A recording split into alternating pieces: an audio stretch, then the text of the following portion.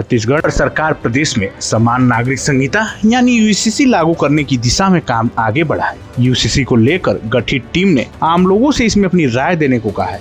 इसको लेकर 15 अक्टूबर तक का समय दिया गया है। समिति ने शासकीय व गैर शासकीय संगठनों, सामाजिक समूहों, धार्मिक संस्थाओं और समुदाय और राजनीतिक दलों सहित सभी नागरिकों से 15 अक्टूबर 2026 तक अपने विचार और राय को भेजने की अपील की है। यूसीसी को लेकर जिस समिति का गठन किया गया उसमें उच्चतम न्यायालय की सेवानिवृत्त न्यायाधीश जस्टिस रंजना प्रकाश देसाई अध्यक्षा है। छत्तीसगढ़ में यूसीसी की आवश्यकता, उसकी रूपरेखा तथा व्यक्तिगत सिविल मामलों से जुड़े मौजूदा कानूनों का व्यापक अध्ययन और समीक्षा कमेटी कर रही है। इस समिति में सेवानिवृत्त भारतीय प्रशासनिक सेवा के शत्रुघ्न सिंह और एम.के. राउत, वरिष्ठ अधिवक्ता मोहन पवार और सेवानिवृत्त प्राचार्य ज्योति रानी सिंह सदस्य के रूप में शामिल हैं। इस समिति ने धर्म आधारित व्यक्तिगत कानूनों के स्थान पर सभी नागरिकों को संविधान के एक समान दायरे में लाने के उद्देश्य से अब आम जनता, विभिन्न संगठनों और हितधारकों से सुझाव एवं अभिमत आमंत्रित किए हैं ताकि यह तय किया जा सके कि राज्य में आने वाला नया कानून कैसा होना चाहिए। यूजीसी को लेकर यह समिति राज्य में समान नागरिक संहिता यूसीसी के कार्यान्वयन से जुड़े सभी विधिक,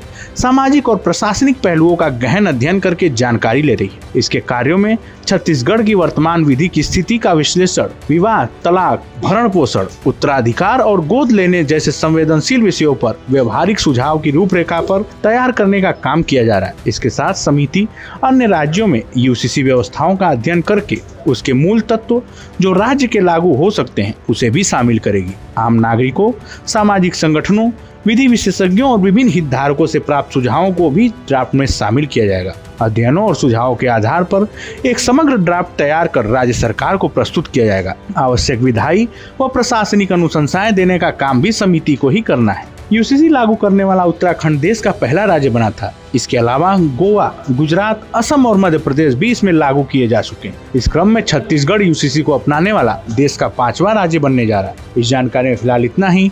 ऐसे ही तमाम खबरों के लिए देखते रहिए भारत एक्सप्रेस।